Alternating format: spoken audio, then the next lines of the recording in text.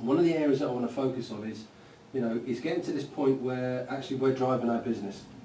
We have our definition of what we talk about as being a successful business. And I want to take you, and I don't mean this in a flippant way, but I want to take you from essentially owning a job to owning a business. And sometimes when you turn around to a business owner and say, have you got a job right now or a business, that's quite a slap in the face, because some people suddenly think, actually, yeah, it is 9 to 5. I don't control my time. I'm not getting the benefits of the cash flow coming in and the profits that come into the business. I am the busiest person here. I am taking all the work, responsibility. I am, the one with least time on my hands. I am working to everybody else's agenda. That's a job. And I think we've got to be very clear that there's no ifs or buts. If that's the circumstances you're in, sadly, that's a job. The good news is we can take that from being a job to being a business very, very simply, just by adding a few extra areas of what I like to term as pig-headed discipline. So, first step for Joe clearly tomorrow is turning that desk around. And actually, that's an element of pig-headed discipline, because it's suddenly turning around and sending a significant message out there saying, I value my time. So, anybody come across Michael Gerber and the E-Myth? It's a fantastic book. Any of my clients I work with, we do a lot of learning, as you can probably imagine, and the very first book that I'll give them to read is the E-Myth. So they'll either have the book to read or we'll do it on an Audible. Here's a top tip for you as well. When you're in your car, stop listening to the radio, stop listening to Radio 4 and all that stuff. Start putting some business educational audio books on. I drive nowhere without listening to an audio book. If you think you're driving a car maybe 2 or 3 hours a week, what's that 2 or 3 hours of learning? What's the value of that in your business? It's phenomenal. So for me, the University of Car is a great place to be. But anyway, back in the room. So Michael Gerber talks about, the business owner is formed through 3 areas, and hopefully you can see this. So we've got the manager, the technician, and the entrepreneur. Right now in the room, when I look around the room here, what I've got is a bunch of technicians. Everybody in the room is a technician. They are the expert in their technical field, in their business. They know how to deliver the technical aspects of your business. So for instance, in my business as a coach, I am the technician.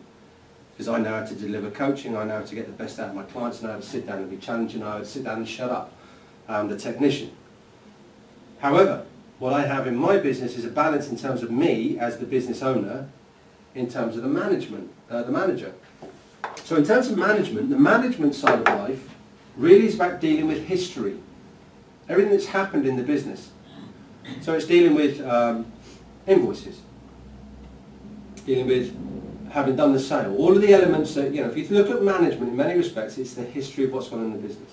So I've got a balance of, in that back office there, how I deal with all the history. I've had a coaching session with a client, how do I record that? It's all recorded, I've got a system. The other side of this is then when we start to look about the entrepreneur. And the entrepreneur is that element of me which is now looking to the future. And if you were to go into my office, you see I've got a big wall planner on there, and on one of them there's a line that sets out 5 years, and that 5-year line is set out just purely on the financial revenue build of my business. So I've got a very clear focus on where it is I'm going. So I feel that I've got a fairly decent balance between being the entrepreneur, the technician, and the manager in my business. Now, what Michael says in his books is what happens is we get what we call entrepreneurial seizure. So people feel really, really busy in their business. It's almost that notion of being busyness. But there's a lot of firefighting going on with terms of making sure the management's done. Even if I was to ask now, and don't put your hands up for this one, but if I was to ask how much debt, how many invoices are you owed right now, the history is quite significant. I'd probably garner a good guess. And as a result of that, if that came into the cash flow right now, what would the impact be?